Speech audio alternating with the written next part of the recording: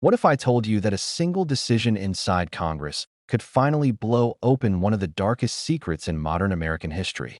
For years, people have whispered about it, speculated about it, even joked that the truth would never see the light of day. But now, that may be about to change.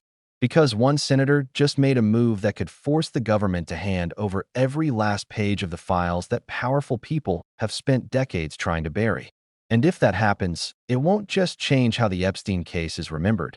It could expose how deep the web of protection really goes. It started quietly, almost too quietly for something this big. A bipartisan bill that meets these needs in order to get something to pass. On the other thing, on Epstein. So I just filed an amendment to the NDAA bill that would require the Attorney General to release all of the Epstein files. It's the same exact language as the House discharge petition, and something that Senator Merkley has proposed as well. There's been so much lying, obfuscation, cover-ups. The American people need to see everything that's in the Epstein file, and my amendment would make that happen. How were you able to file the amendment? Was the tree not filled, or? That is correct. Okay, so You're a very astute. I'm a rules nerd. Yes. Leader Schumer, what would you say to Republicans who might say that filing cloture is a hostile act? And are you worried at all that this could potentially jeopardize or You're derail? talking about Epstein? Yes. Okay. Look, the bottom line is the American people need to see this. Donald Trump has lied about this. There was no picture. There was no drawing. There's been so many lies, so much prevarication, so much cover-up. The American people, Democrats, Independents, Republicans, are demanding it be made public, and it should be. We hope Republicans will vote for it. They should. Yes. Democrats had control of the White House and the DOJ for years and never asked for this. Why now?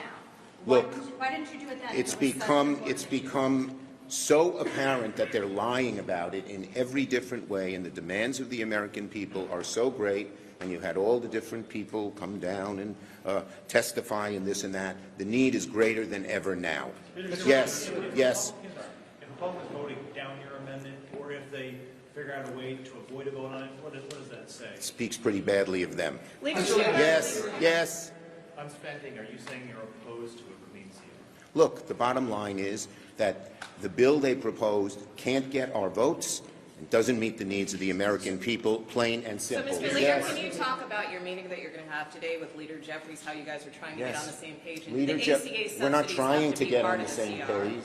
We're on the same page. We've discussed things regularly. We talk several times a week. We both agree, A, there needs to be a bipartisan bill with real Democratic input. Why? Because the American people are hurting in terms of higher costs, and particularly in health care, and we need to deal with that issue. Their proposal doesn't do that. So does that mean Okay, ACA no. subsidies? One more. Yes. So Leader Thune said yesterday that ACA credits are off the table, the extension of the ACA credits. Does that make a deal impossible on your point? The American people and many Republicans are demanding that this be part of it. But look, what we said is we have to meet the needs of the American people. That has to be in the bill. Their proposal does not do that. ACA subsidies, Thank you, everybody. ACA subsidies need to be in the bill, just to clarify. Can you guys clarify?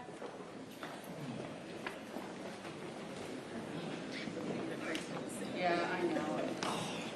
Could you send me the otter?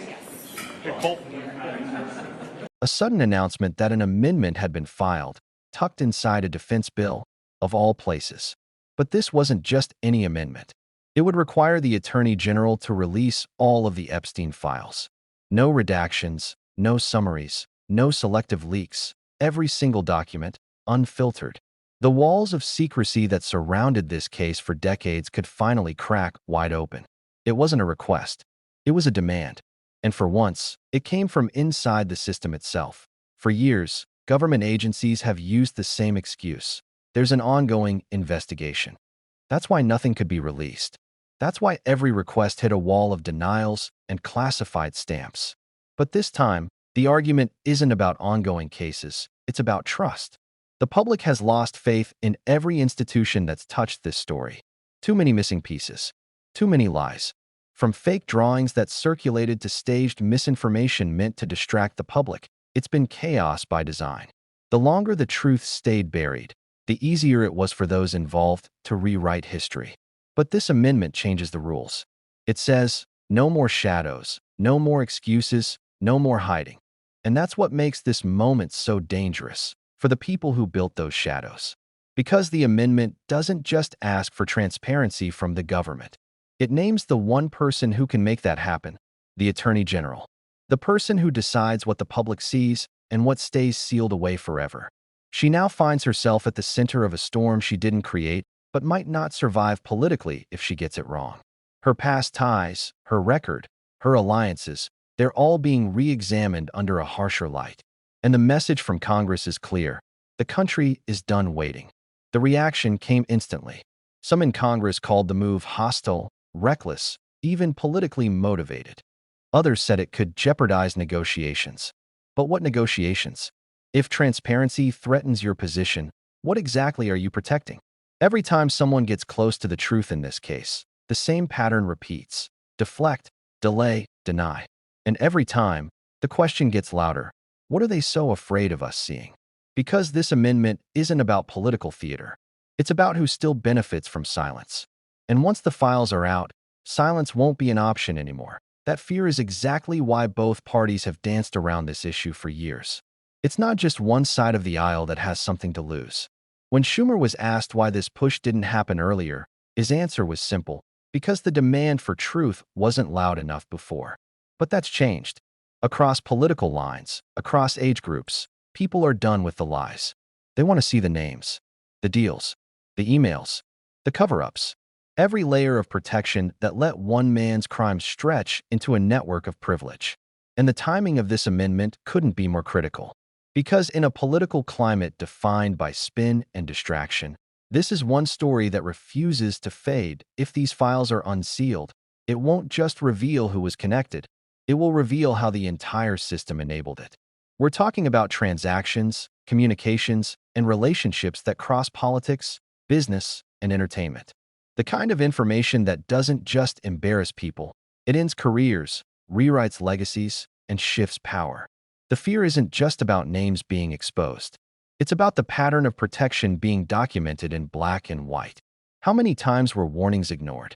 How many deals were made to keep evidence sealed? How many people looked the other way? Every page tells part of that story, and for the first time, the public might finally get to read it. The irony is that this isn't about partisanship anymore. It's about whether the truth even matters in a system built to protect the powerful. Both parties have had their chance to release these files, and both passed. But this amendment forces a binary choice: stand with the people or stand with the system. There's no middle ground left. If you vote against transparency now, you're not defending procedure, you're defending secrecy. You're admitting that the truth is dangerous enough to hide. And once that's clear to the public, it changes everything. Because once people see who's really being protected, trust in every other institution collapses with it. And that's what makes this moment so rare. It's not just a political move, it's a test of integrity.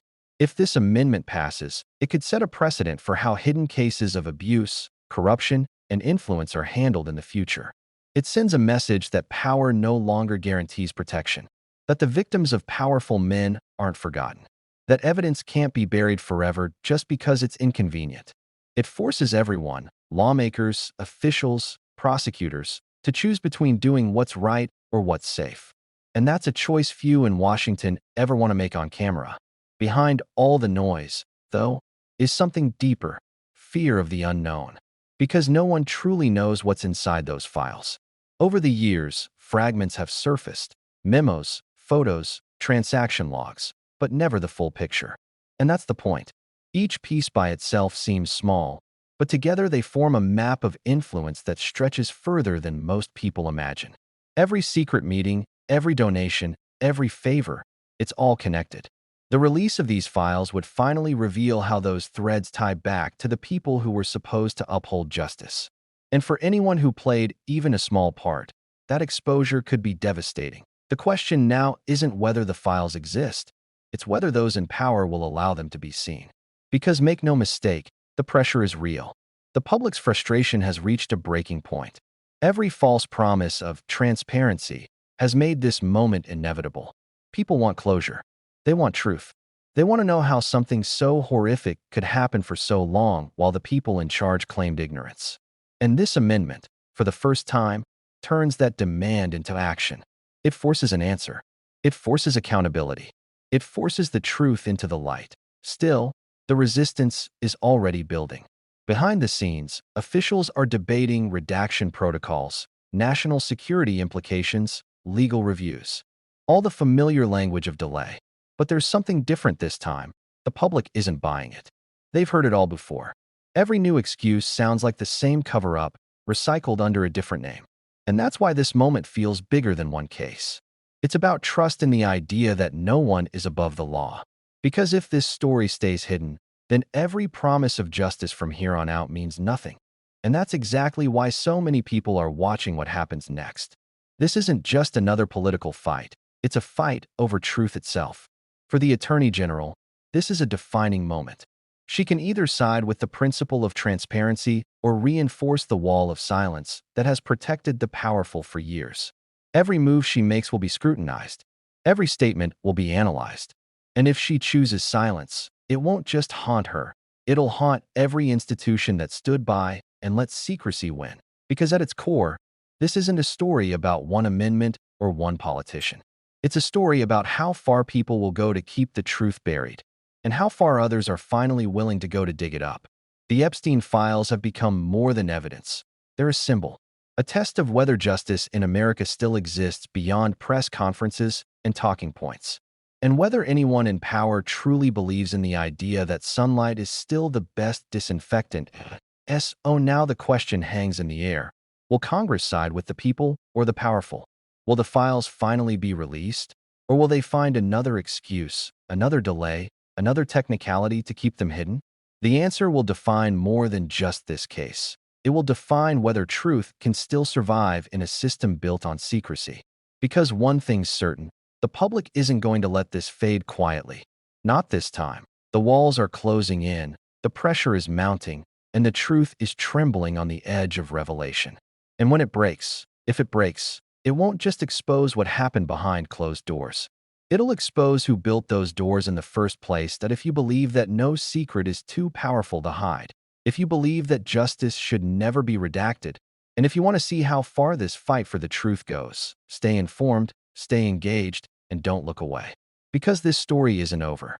The truth is coming, and it's closer than ever. Subscribe, hit the like button, and keep the pressure alive, because the truth doesn't reveal itself. People make it happen.